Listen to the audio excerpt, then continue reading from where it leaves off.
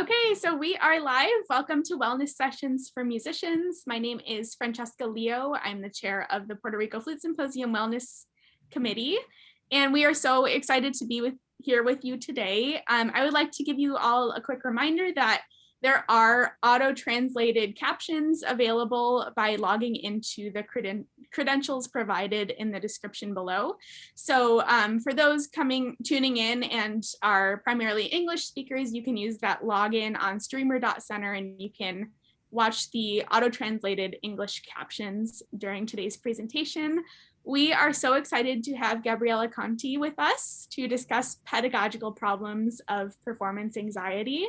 And if you guys have any questions during the presentation, feel free to drop them in the comments and we will be sure to have them asked during the presentation. So welcome, Gabriela, and I will turn it over to Felipe to introduce her. Thanks, Francesca.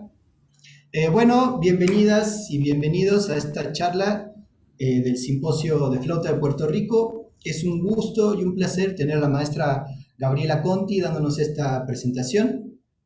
Voy a presentarla de una manera un poco más formal para todos. Entonces, les cuento que la maestra Gabriela es profesora superior de flauta traversa egresada del Conservatorio Municipal de Música Manuel de Falla. Es licenciada en Música de Cámara por la Universidad de Lanús, Universidad Nacional de Lanús. Y tiene un magíster en Psicología de la Música en la Universidad Nacional de La Plata.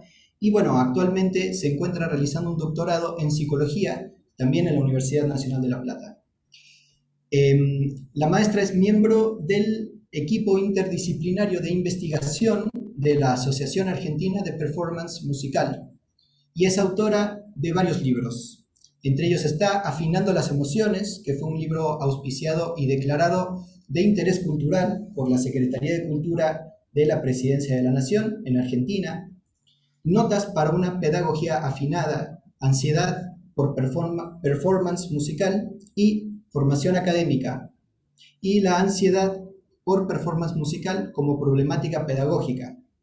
Su tesis de maestría también está enfocada en la ansiedad por performance musical como un emergente de las modalidades docentes en la clase de instrumento, y eso fue en la Universidad Nacional de La Plata también. Es becaria del Fondo Nacional de las Artes y nombrada con el reconocimiento de profesor visitante en 4 oportunidades por la Universidad Nacional de San Juan. Y la profesora ha tenido a su cargo las cátedras de flauta traversa, música de cámara y análisis de repertorio en el Conservatorio Provincial de San Miguel durante 10 años. Entonces, bueno, te doy la bienvenida, Gaby, es un gusto tenerte con nosotros y, bueno, todo tuyo, el público. Muchas gracias por invitarme a este simposio. Muchas gracias a vos, Felipe, principalmente, porque es con quien contacté primero, y muchas gracias a todos ustedes que están haciendo posible esto y al público que esté aquí escuchándonos. Pueden hacer las preguntas que quieran. Felipe se va a encargar de hacerme llegar las preguntas. El tema de hoy es la ansiedad por performance musical como problemática pedagógica.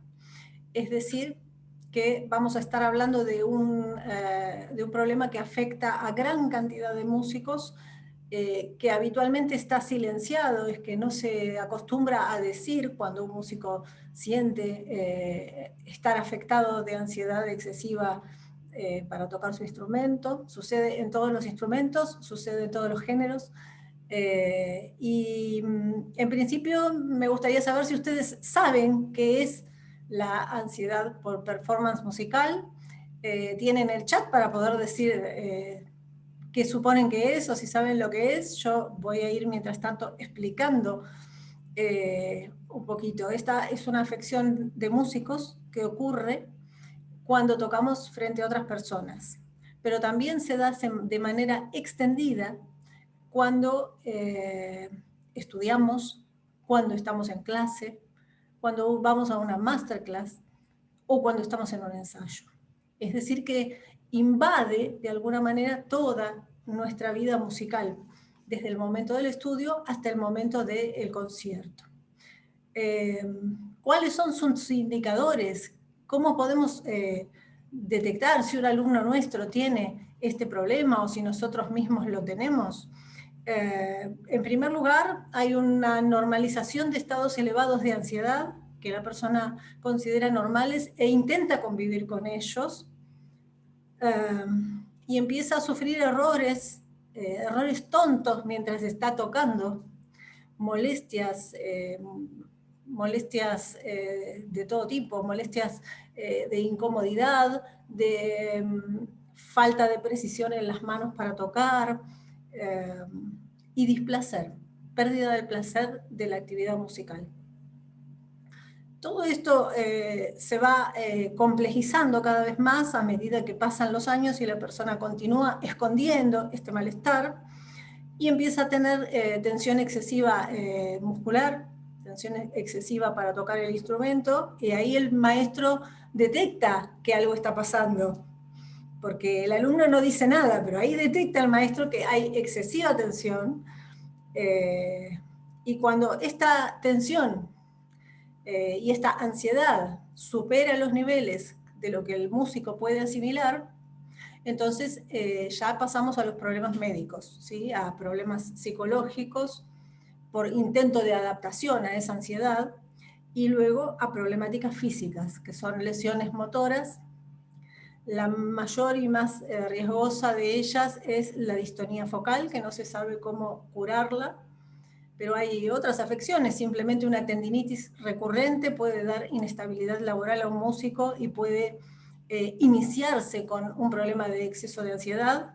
No siempre son problemas de mala posición en el instrumento, y esto hay que empezar a decirlo, a hacerlo saber, para que cuando un músico recurre a un profesional de la salud a curar una lesión, el profesional de la salud tenga en cuenta la problemática de ansiedad a la que está expuesto el músico cotidianamente, porque nosotros los músicos tenemos normalizado altos estados de ansiedad en nuestra vida profesional, ¿sí? ¿Alguna pregunta hasta acá? Yo quiero hacer una pregunta. Esto que hablas de la ansiedad, ¿es lo que normalmente se conoce como pánico escénico? ¿O tiene...? Muy Porque, bien, justo iba porque para ahí. mucha gente le dice pánico escénico, ¿no? O track. Mucha gente le dice pánico escénico o track. Normalmente, cuando se está hablando en ese vocabulario, en esos términos, estamos hablando en un lenguaje coloquial, ¿sí?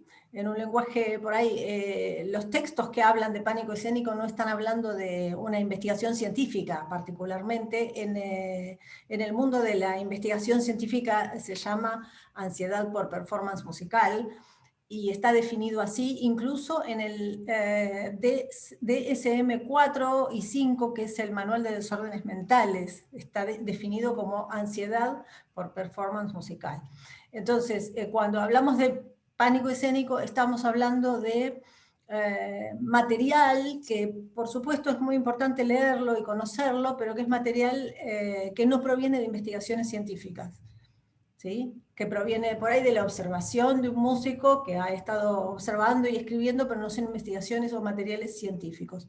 Nosotros los músicos, acordate que acostumbramos mucho a saber, bueno, si vamos a tocar una obra, pensar qué edición vamos a comprar, y si vamos a leer un urtext o vamos a buscar un facsímil. Con la bibliografía pasa lo mismo, tenemos que saber cuál es la procedencia de la bibliografía. Podemos leer todo, y todo puede ser bueno, pero tenemos que saber de dónde viene para saber qué nivel le vamos a dar de realidad cuando lo usemos luego para trabajar con un alumno o para trabajar con nosotros mismos. Así que es muy, muy importante esta pregunta que acabas de hacer. En general, yo voy a hablar de la ansiedad en términos de la pedagogía, pero me gusta primero aclarar que la medicina habla de la ansiedad, de este problema de ansiedad en músicos, cuando ya está consumado, ¿sí? Para buscar soluciones. Y siempre se refiere a que el músico es el que tiene el problema. El músico es el que tiene la vulnerabilidad. Barlow decía, el músico tiene vulnerabilidades. el músico tiene debilidades.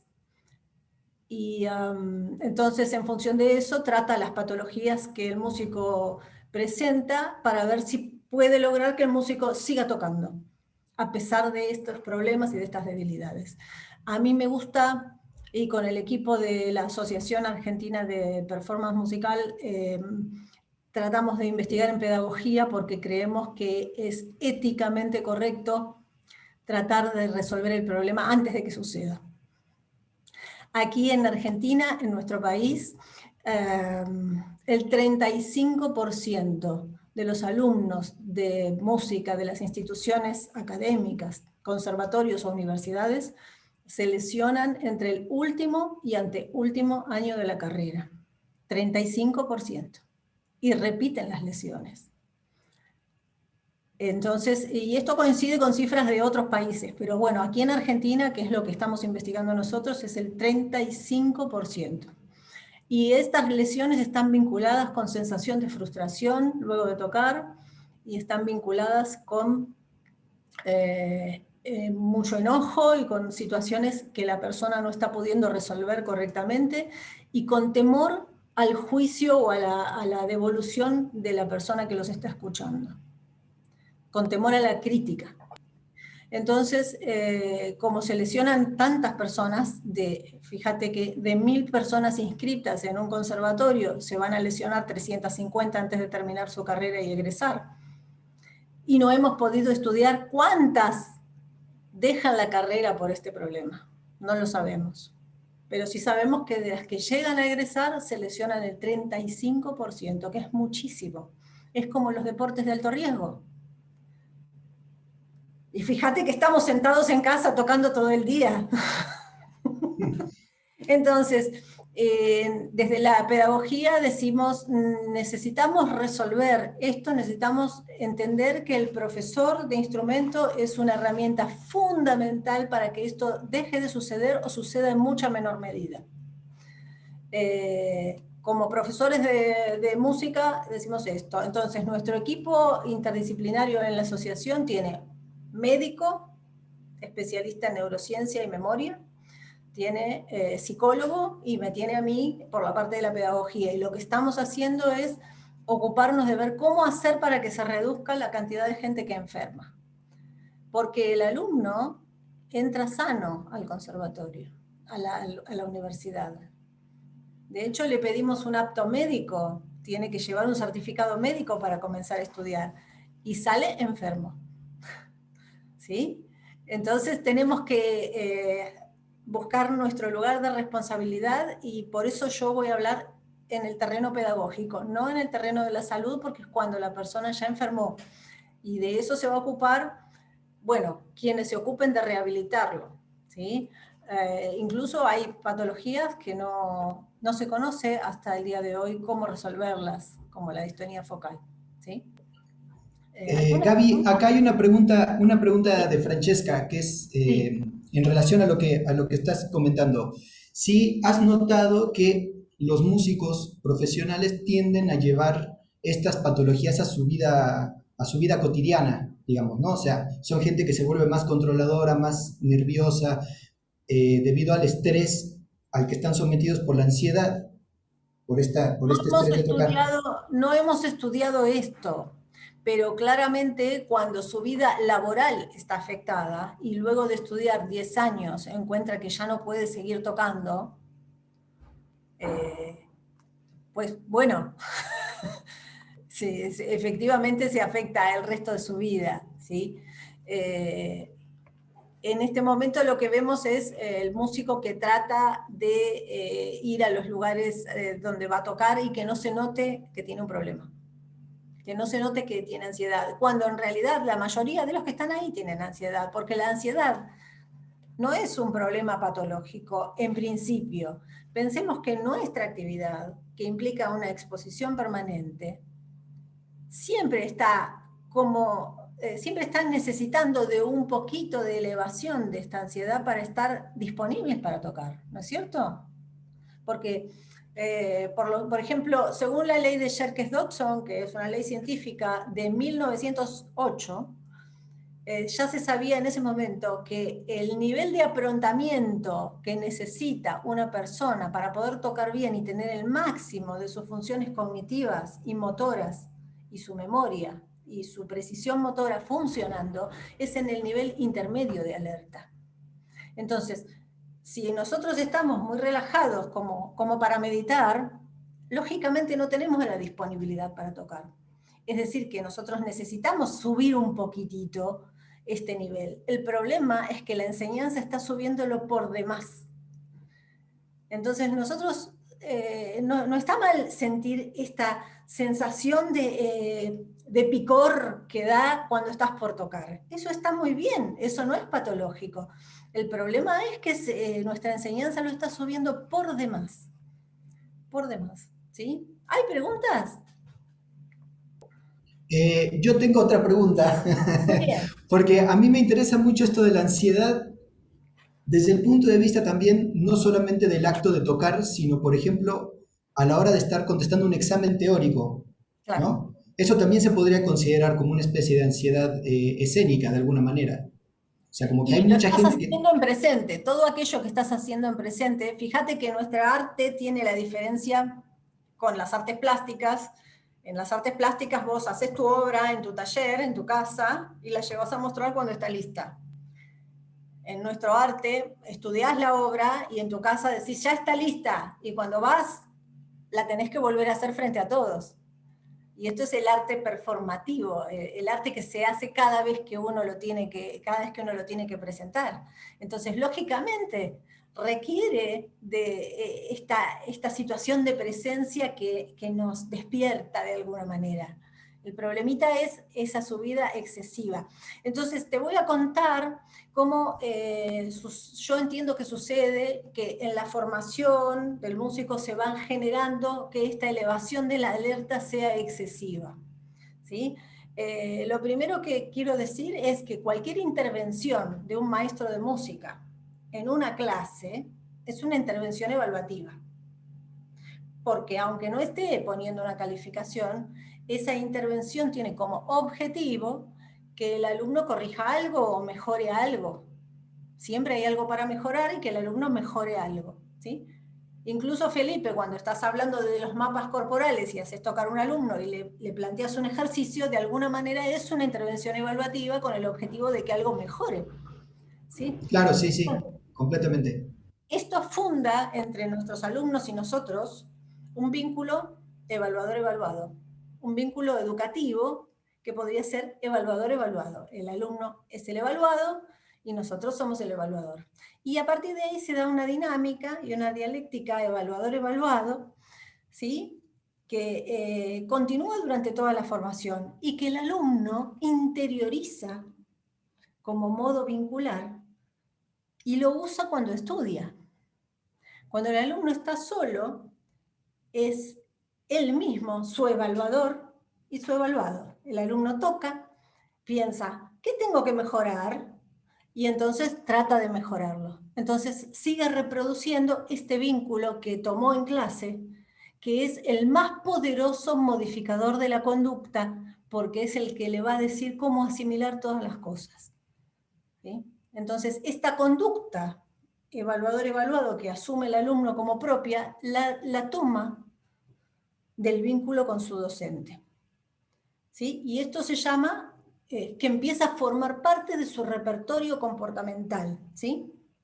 ¿Qué pasaría si la incorporación de esta conducta evaluativa, que se llama evaluativa, pero que se transforma en autoevaluación, porque el alumno se autoevalúa? ¿Qué pasaría si se incorpora inapropiadamente? Lo que sucedería, porque cuando tenemos en nuestra formación, ustedes son más jóvenes, pero cuando yo estudiaba en el conservatorio, había algunos profesores que tenían modos irónicos de referirse, que tenían modos muy críticos de referirse, y que incluso gritaban, y que incluso se enojaban y decían cosas, juzgaban al alumno y le decían, no tenés un don, no naciste con facilidad para esto, tenés problemas de afinación, hacían formas evaluativas que hoy en día acá en Argentina siguen vigentes, ¿sí? No sé en otros países, pero aquí siguen vigentes. Entonces, ¿qué sucede cuando el alumno incorpora ese tipo de modalidades evaluativas? Y se evalúa así a él mismo, ¿no? Exactamente, sucede que en la clase, bueno, tiene 40 o 50 minutos de clase, pero en su casa, cuanto más quiere avanzar, más tiempo estudia y más veces repite este modelo evaluativo. Y más veces repite el castigo y el enojo, y entonces, por supuesto, su alerta, su ansiedad empieza a subir. ¿Sí? Entonces, lo que vamos a tener claramente es que si están mal incorporadas las conductas evaluativas, porque el vínculo no fue muy sano, entonces va a haber fallas en la performance, claramente. Ese alumno que te dice, en mi casa me salía, y ahora cuando estoy adelante tuyo me equivoco. Y que te dice que tiene fallas de memoria y sabe perfectamente en qué tonalidad está tocando, pero se olvida una alteración. Y que entonces después se pone más tenso y los dedos se le ponen torpes, y las digitaciones que ya le salían, ay, pues no le salen, o se equivoca, o le salen los pasajes que salían limpios y virtuosos, ahora salen todos sucios. Entonces esto empieza a generar a retroalimentar una rigidez en el cuerpo y, por supuesto, la sensación de frustración y enojo de las que les hablé cuando empezamos hablando de la ansiedad, ¿sí? Entonces, ¿qué más pasa? Pasa que a nivel biológico, porque tenemos que contemplar el nivel biológico, a nivel biológico, ¿de qué dependen la memoria y las emociones, que es lo que estamos usando para tocar y qué es lo que se está afectando en este momento? ¿De qué dependen? Dependen del sistema nervioso autónomo. Y el sistema nervioso autónomo es una parte de nuestro cerebro muy antigua, ¿sí? Que maneja todas las funciones automáticas de nuestro organismo, ¿sí? La respiración, la velocidad de los latidos de nuestro corazón, el funcionamiento de las glándulas. Y entonces, cuando la elevación de la alerta es muy grande, nuestra amígdala dice, tengo miedo, hay peligro. Vamos a fabricar adrenalina y la vamos a mandar por toda la sangre, el torrente sanguíneo, a todos los músculos para poder defendernos. Y esto es inevitable porque es la función de supervivencia nuestra y de hasta los reptiles. O sea, es el sistema más antiguo, el sistema nervioso más antiguo del que disponemos. Entonces esto es inevitable, entra en un modo defensivo que implica adrenalina, elevación de alerta, y entonces tiene exceso de tonicidad que no puede manejar voluntariamente ya. Pasó a un punto donde ya no puede manejar voluntariamente. Tiene falta de concentración, porque todos sabemos que cuando estamos en un modo defensivo, el tipo de concentración es distinta a la concentración que cuando estamos estudiando o en una actividad cognitiva. Tiene disminución de la sensibilidad, y por lo tanto tiene pérdida de la sensación de dolor, y esto lo arriesga a lesionarse, porque no siente el dolor. Porque parte de las funciones defensivas son que no te duela si te lastimas para poder escaparte o defenderte. Entonces el cuerpo, la biología está definida de esta manera para su defensa. Y entonces todo esto además le da poca precisión para tocar, es decir, que toca peor, porque su memoria y sus emociones, la memoria que necesita para tocar, que son 3 tipos de memoria básicamente, que necesita para tocar, en vez de estar en primer plano aquí adelante, pasan a segundo plano y se pone en primer plano una memoria que le permite recuperar datos de la realidad para defenderse. Entonces, no es que pierde la memoria, sino es que la memoria que necesita para tocar, que es la memoria motora de alta precisión, la memoria cognitiva, auditiva, etc., pasa a segundo plano. Entonces, esa persona no va a tocar bien. Y si no puede tocar bien, se aumenta su ansiedad y se cierra. Se produce en él un cierre defensivo. ¿Sí? Está tenso. Y entonces allí se produce lo que llamamos, cuando esto sucede habitualmente y se normaliza este estado, se produce un deterioro del aprendizaje, es decir, la persona empieza a aprender cada vez menos, le cuesta aprender. ¿Y esto qué hace? Termina por lesionar el vínculo con su docente. El vínculo educativo, cuando cada vez que va a clase y las cosas le salen peor, este alumno empieza a pensar que el profesor no lo puede ayudar, y este profesor empieza a pensar que el alumno no se esmera lo suficiente. Entonces queda todo roto, queda todo sin posibilidades de enmendarse nuevamente. ¿Hay preguntas hasta acá? Sí, estoy leyendo la pregunta.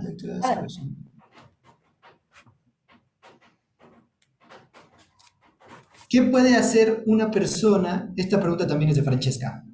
¿Qué puede hacer una persona una vez que entró en este ciclo, ¿no? Que estás hablando de la ansiedad? ¿Qué puede hacer esa persona para salir?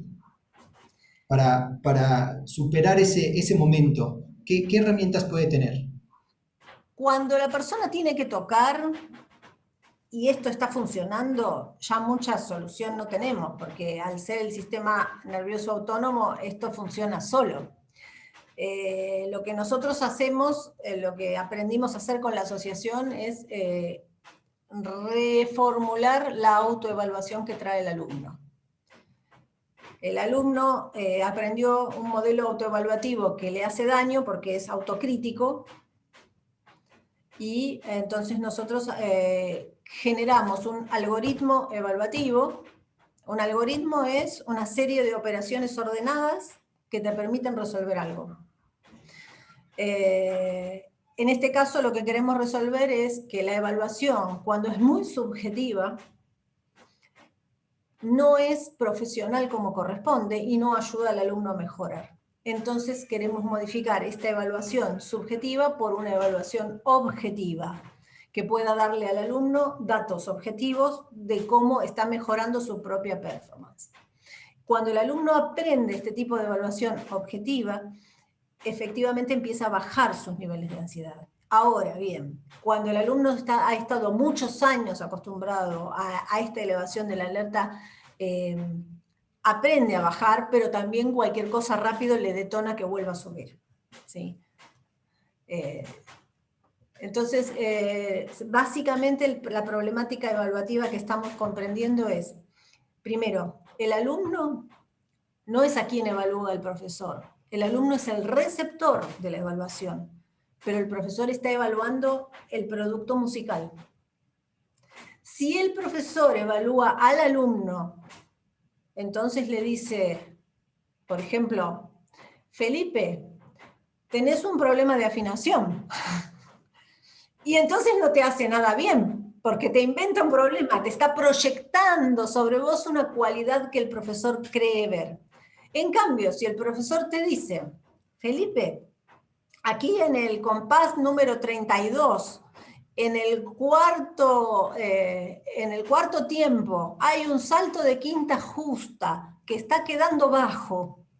No te está hablando a vos, te está diciendo técnicamente qué vas a corregir. Y entonces, este cambio simplemente ayuda a acomodar al alumno y que baje su nivel de ansiedad porque no siente que su dignidad como músico está en juego. Siente que el profesor lo ayuda con una herramienta real y objetiva. En tal lugar, esto hay que corregir. Y lo que acostumbramos a hacer siempre cuando corregimos este problema evaluativo es primero decir aquello que ya está correcto para el nivel en el que se encuentra el alumno. Mencionar aquello que está correcto porque en nuestras instituciones muchas veces hay poco tiempo, el docente tiene muchos alumnos y poco tiempo, y muchas veces entonces este profesor dice, no te voy a decir lo que ya está bien porque eso ya está bien. Vamos a trabajar con lo que hay que corregir porque pronto vienen los exámenes y estamos apurados. Y esto hace mucho daño. Y el profesor no tiene ninguna maldad, simplemente es que no tiene tiempo. Y entonces acostumbramos a enseñar al alumno a poder decir aquello que ya está bien. Luego de que el alumno puede decir todo lo que está bien, entonces ahora, ¿qué es lo que quieres corregir? ¿Y dónde está eso que quieres corregir? ¿Y de qué se trata eso? ¿Y por qué estaría sucediendo? ¿Por qué estaría sucediendo que la quinta esa está quedando baja?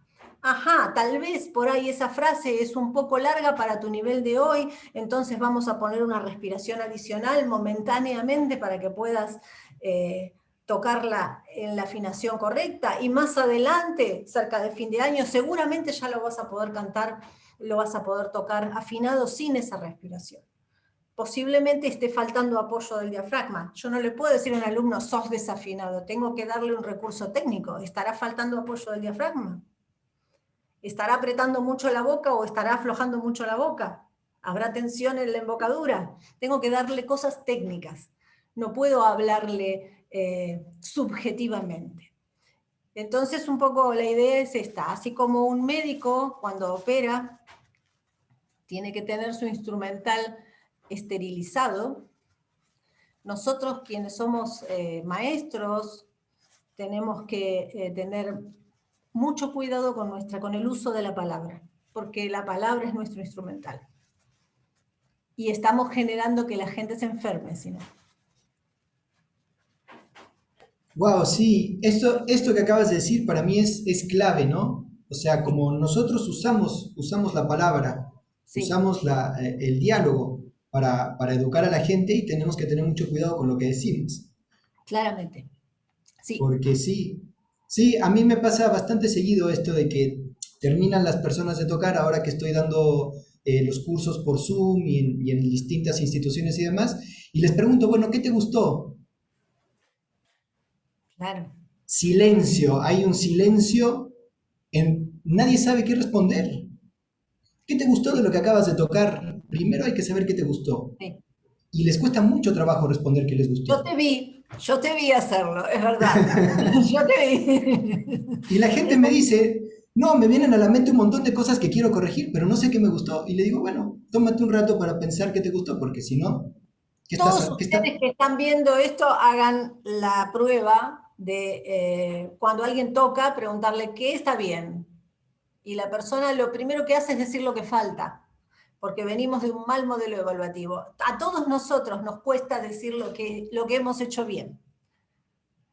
Y eso Sí, no sirve para avanzar, porque aquí en Argentina, cuando hacemos un programa de estudio, ponemos, uno de los ítems que ponemos es las expectativas de logro. Es decir, ¿qué esperamos que el alumno logre en este año de trabajo?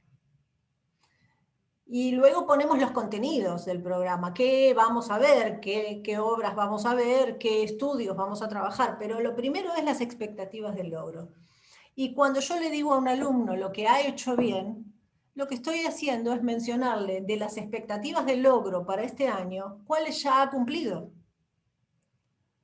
Si yo no se las menciono, este alumno es como que anda sin brújula, porque no sabe cómo de bien tiene que poner el resto de las cosas. Y tampoco sabe que él tuvo recursos para resolver algo y que entonces aquello que ahora no le está saliendo, simplemente va a tener que buscar nuevos recursos. Cuando yo le digo a un alumno, vos tenés un don, tenés una facilidad increíble, ese alumno va a su casa y lo que le sale es gracias al don. Y lo que no le sale, no sabe cómo lo va a resolver, porque no sabe, no reconoce en él la capacidad de resolver. No reconoce los procesos, los procedimientos por los cuales él resolvió ya otras cosas. Entonces, ni siquiera, yo no puedo realizar evaluaciones proyectivas sobre el alumno, ni buenas ni malas, ni positivas ni negativas. Debo realizar evaluaciones objetivas. Esto es todo. claro, claro, como trabajar con la persona, ¿no? Me viene como esa idea a la mente, en lugar de trabajar con un ideal de lo que tendrían que lograr todos. Sí, la confrontación con el ideal es algo que la mayoría de los músicos tenemos como problema y en algún momento necesitamos resolver. El ideal es ideal, no es real. Entonces, nuestra confrontación permanente con el ideal, a lo único que nos va a llevar es a mirar la falta, porque nunca nos vamos a ser tan perfectos como el ideal, es a mirar la falta y a realizar un montón de modificaciones psicológicas para compensar esa falta todo el tiempo, que nos van a llevar a enfermar, nos van a llevar a una neurosis, a un psicoanalista. Entonces, no tenemos que compararnos con el ideal. A nadie se le ocurriría, cuando un alumno va a la escuela de magia, un alumno quiere ser mago, y entonces va a una escuela de magia, y a nadie se le ocurriría que en su examen de graduación, ese alumno en verdad tiene que cortar una señora por la mitad, y luego volver a unirla y que la señora salga caminando.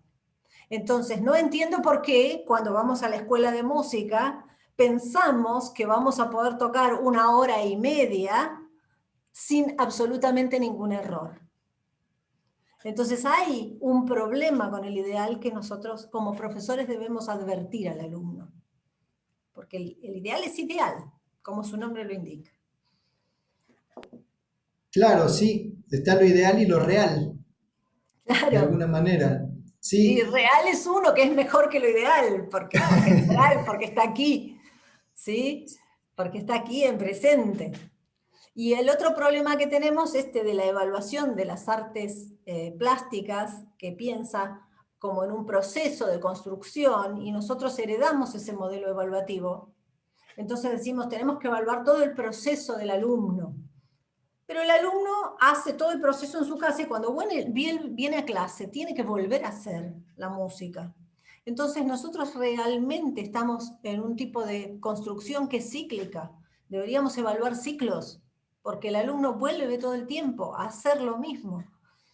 El alumno es como el pulido de una piedra. El alumno está todo el tiempo mejorando, pero todo el tiempo pasando por el mismo lugar, porque esta obra que aprendió a tocar hoy la va a tocar distinta cada día. Y el alumno cree que la tiene que tocar igual que como la estudió en casa. Y cada vez que toca en clase y le sale distinta, piensa que está mal, porque no está igual. Entonces nosotros somos los que tenemos que despertar al alumno y decirle, no está mal que esté distinto, va a estar distinto todas las veces, todos los días de tu vida. Sin embargo, seguimos presos del ideal. sí, a mí también me viene como esta idea, ¿no? Otro ideal de la cantidad de tiempo de estudio, Sí. que es algo con lo que yo lucho bastante. Yo trabajo con una fisioterapeuta que es especialista en músicos. Ajá. Y entonces trabajamos con gente que está lesionada de distintas cuestiones. Y la mayoría de las personas con las que trabajo tienen la idea de que tienen que tocar 8 horas diarias o 7 horas diarias. Y yo les digo, no, imagínate tocar 8 horas diarias, ¿cómo no te vas a lastimar? Claro. Es una exigencia demasiado grande justamente persiguiendo este ideal, no sé, de algo que escucharon en un disco, ¿no? O sea, cualquier cosa se puede volver un ideal. Un disco, no sé, un video. Yo Porque quiero que me Felipe, salga. ahora tenemos el problema de que todos los videos que hay en YouTube y en todos lados, el alumno mira el video y dice, está perfecto, pero jamás se puso a pensar que en realidad la persona que grabó ese video hizo todo el sonido en estudio para grabar 4 minutos, tardó 2 horas, lo arregló todo un técnico de grabación, luego puso el sonido, hizo el playback y grabó el video. Entonces yo le digo a los alumnos, por favor, si vas a tomar como referencia los videos, toma aquellos que están en vivo. Que vos ves que está el público ahí y están en vivo, porque esos son videos reales. Sí, totalmente. Incluso a veces, en los videos en vivo, si te fijas, a veces sale público diferente. En algunos videos me ha tocado ver eso, ¿no? Que incluso esos videos los editan de varios conciertos que dio, por ejemplo, no sé, Kissing, por ejemplo, ¿no? Claro. Entonces Kissing toca 5 conciertos en el mismo teatro en una temporada y por ahí una pieza la arman de distintos días. Claro, claro, claro. Entonces, esto es importante, que la vida real es otra cosa. La vida real es otra cosa, y el alumno, esto hay que decírselo al alumno, porque parece que los nuevos alumnos vienen con la normalidad de la tecnología y vienen de otra manera, y creen que se puede hacer perfecto y que deben hacerlo perfecto. Yo, respecto del tiempo, estoy dando un curso, que es el curso de estudio en solitario, entonces me propongo enseñarles a estudiar. ¿Cómo va a estudiar solo en su casa? ¿Para qué? Para que no le cambie el estado de ánimo y entonces no se enoja, se pone triste, se enoja, se pone triste. No. ¿Cómo va a manejar el tiempo? Tiene que el alumno conocer cómo funciona su memoria y cómo funcionan sus emociones. Entonces, en este curso les propongo el uso de, de la técnica Pomodoro de estudio, que es una técnica de fraccionamiento de tiempo. Entonces le digo al alumno, estudia 25 minutos, descansa 5. Estudia 25, descansa 5. Por reloj. Cuando hace 4 bloques de 25, tiene que descansar 30 minutos. Y así vuelve a empezar el ciclo. Y les propongo esto y me miran como diciendo, ¿cómo no voy a estudiar 4 horas seguidas? No, no, vas a descansar 5 minutos, cada 25 minutos vas a descansar 5, porque en esos 5, además de descansar, vas a tener la oportunidad de pensar si has subido tu nivel de ansiedad, si estás tenso, si está mal tu posición, si estás enojado, y vas a ir modificando y eligiendo qué cosa vas a estudiar conforme va transcurriendo la sesión de estudio. Porque si no, tenemos el alumno que estudia 5 horas lo mismo, la misma obra, y repite, repite, repite. Y esa persona seguramente se enferma y después tiene dolor en el cuerpo. Claro, sí, el descanso como parte del estudio, ¿no? Ese es un Sí, concepto muy, muy porque necesario aparte también. todas las funciones de reparación de nuestro organismo biológicamente funcionan durante las fases de descanso. La memoria funciona durante el descanso. O sea, el guardado de la memoria funciona durante el descanso. Las reparaciones que hace nuestro cuerpo mediante la homeostasis suceden durante el descanso. Entonces el alumno entra en una cosa que incluso te llegan a decir, uy, tengo insomnio, pero no importa porque me quedo estudiando. Tiene que descansar. Tiene que descansar. Porque entonces dicen, no sé por qué, pero estudio hasta las 10, hasta las 3 de la mañana y de todos modos no aprendo, porque no duerme. No aprende porque no duerme. Entonces, esto es muy importante. Muy, muy, muy importante, el uso del tiempo. Claro, entonces se podría decir de alguna manera que digamos, estas ideas para trabajar con la ansiedad son ideas que se estudian. No es que la gente va a llegar a trabajar con la ansiedad en el escenario. Exacto. Es, En realidad, como decían los maestros, los viejos maestros decían, usted toca como estudia. Te decían, mijo, usted toca como estudia. Y tenían razón, porque si vos estudias tensión, tocas tensión. Si vos estudias que te cambia el ánimo, después cuando estás en el escenario también te cambia el ánimo, sos inestable. Entonces, de lo que hagas estudiando en tu casa es lo que va a salir cuando puedas ir a tocar frente a otras personas, siempre. Y los cambios estos de mejorar o de bajar los niveles de ansiedad no son posibles directamente en el escenario. Porque cuando una persona tiene muy elevados los niveles de ansiedad es porque percibe que el escenario es algo que lo pone en riesgo. Y hay que despegar esa percepción del escenario. Ya hay que hacerle sentir y tener memoria de bienestar arriba del escenario para que pueda volver a subirse con confianza. La persona que llega al escenario con desconfianza es porque ya ha quebrado su vínculo con su maestro y ha sentido la crítica pesada y dura en su escuela, en su lugar de estudio. Luego, hay personas que tienen un mal antecedente con un maestro, pero van a otro maestro nuevo y no logran ya confiar en este maestro nuevo, por más maravilloso que sea, porque ya tienen esa mala experiencia. Entonces, de a poquito hay que ir conduciéndolos. Claro, qué interesante, o sea, todo se aprende básicamente. Se aprende. Para bien y Todo. para mal, nuestro cerebro tiene una maravillosa capacidad de aprendizaje que se llama plasticidad y aprendemos todo, lo bueno y lo malo. Y cuando aprendemos unas modalidades evaluativas que nos hacen mal, después podemos cambiarlas por una conducta evaluativa nueva, pero tenemos que tener en cuenta que si la parte mala que aprendimos no se borra, queda un poco más abajo, pero no se borra, sigue quedando, ¿sí? Entonces, a veces aparece. Aquí tengo una pregunta de Baltasar que A está ver. muy, muy interesante. Dice, como docente, ¿cómo puede uno trabajar una relación que se ve afectada por las experiencias previas de un estudiante? Lo primero que uno tiene que hacer es no hacer un esfuerzo muy grande por no ponerse donde el alumno lo quiere ver.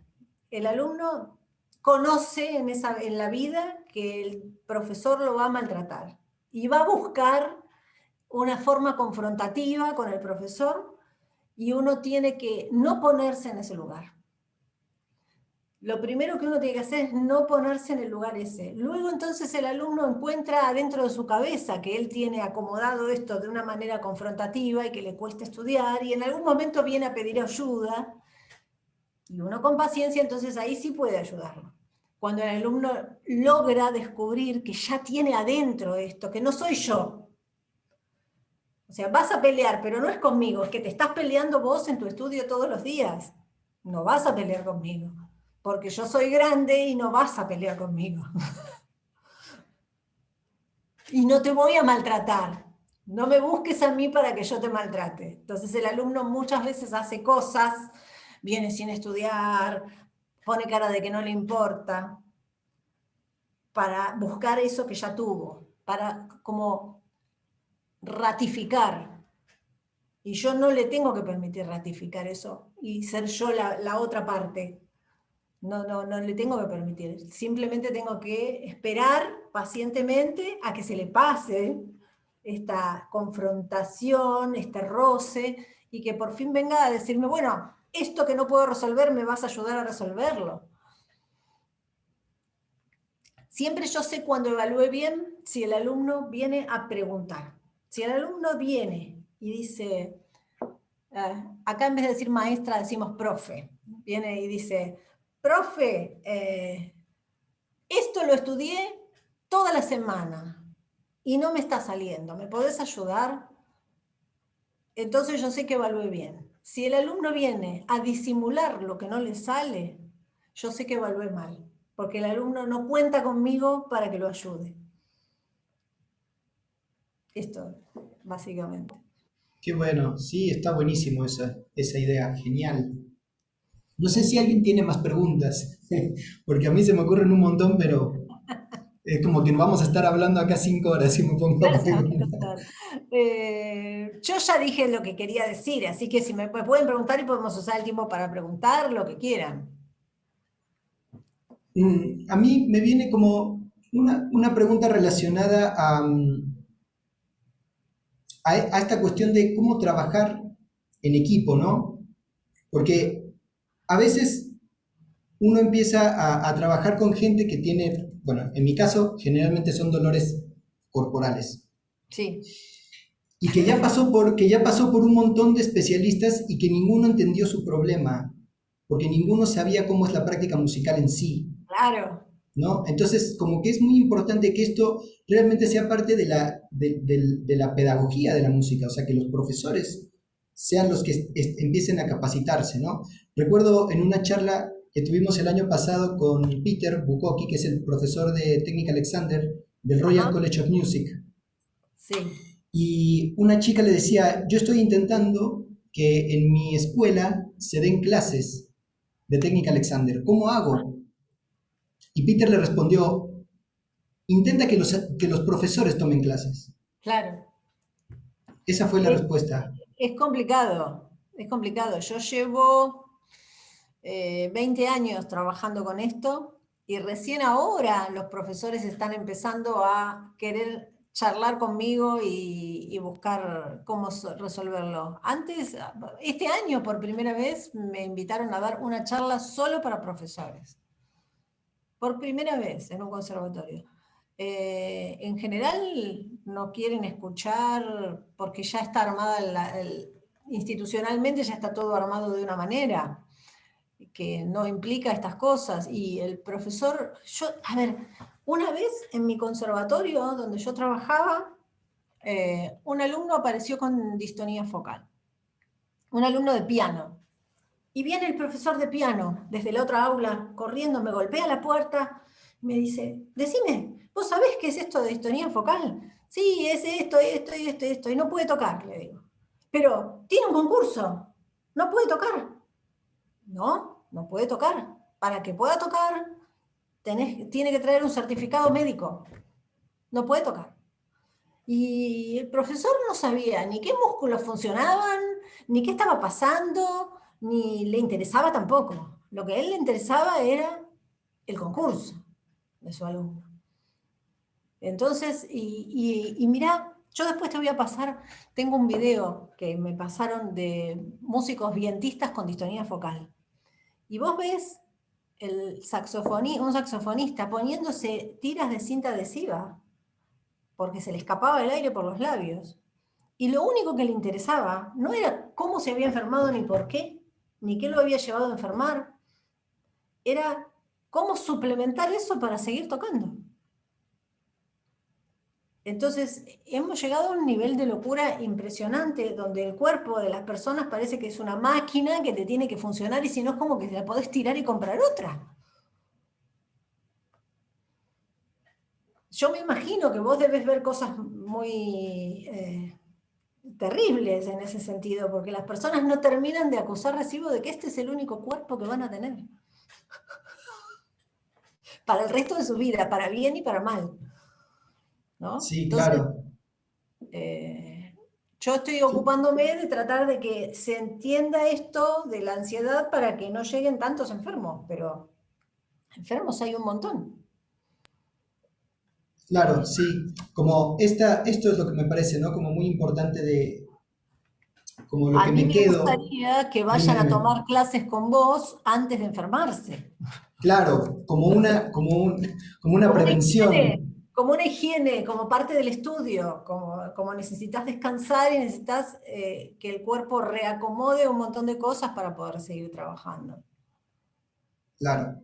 Porque cuando Sí, ya perdiste el rumbo y vas con la atención puesta acá hasta el último día de tu vida después. Porque la memoria también se acuerda de dónde van las tensiones puestas y las deja ahí puestas. sí, en 40 segundos se acuerda. Claro, Bastante rápido. claro. Y a mí me Sí, encantaría que sí, la gente vaya a, por ejemplo, a hacer tu técnica Alexander antes de lastimarse. sí, Yo, eso sería lo ideal. yo tengo un largo historial de trabajo con el cuerpo porque hago artes marciales. Entonces, estoy muy acostumbrada a saber qué pasa con mi cuerpo y a escuchar qué pasa con el cuerpo. Pero tengo alumnos que no hacen ninguna actividad, ninguna. Y vos decís, eso no puede funcionar bien.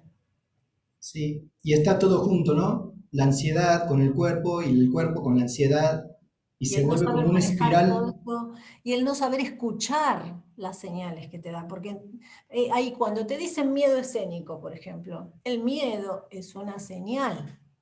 Cuando hablan de miedo escénico quieren eliminar el miedo. Cuando hablan de dolor quieren eliminar el dolor.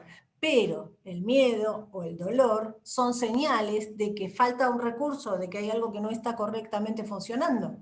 Entonces tendrían que decir gracias por esta señal y ahora me voy a poner a mirar cómo lo resuelvo. Sin embargo, quieren eliminar esto que está avisando. Es como si vos vas con tu auto manejando y se prende la luz en el tablero del auto que dice que el auto está recalentando. Y vos decís, no tengo ganas de ver esto, y lo tapás, le pones el celular encima así y lo tapás. Y entonces seguís manejando, y el auto se funde, y te quedás en el medio de la nada, parado, sin auto, y te metes en problemas y en peligro porque no podés regresar a tu casa y se hace de noche y perdés plata en arreglar el auto que no se va a arreglar nunca y nada más funciona. Entonces, esto es lo que estamos haciendo. Con el miedo, con el dolor, estamos tapando una señal que es muy valiosa y que sirve para decir, necesito nuevos recursos.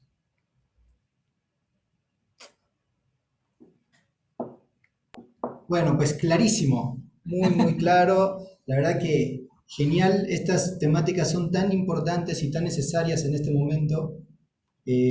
Ahora que han aumentado también un montón los problemas durante la pandemia, hay más gente lesionada, más gente con ansiedad, ¿Sí? ¿no? Por la situación mundial que está ocurriendo. ¿Sí? Así que bueno, un gusto, de verdad que una charla increíble, increíble, muy interesante. Y pues nada, solo agradecer en nombre Bueno, del equipo. muchísimas gracias a ustedes, a todos ustedes. Y nada, con vos nos estamos viendo prontito, Felipe. Eh, Sí. bueno, muchas gracias por esta invitación. Un beso grande. Adiós. Chao. Muchas gracias, Gabriela. Chao, Francesca. That was amazing. That was wonderful. Chao. Gracias, Baltasar, por la traducción. Chao. Thank you.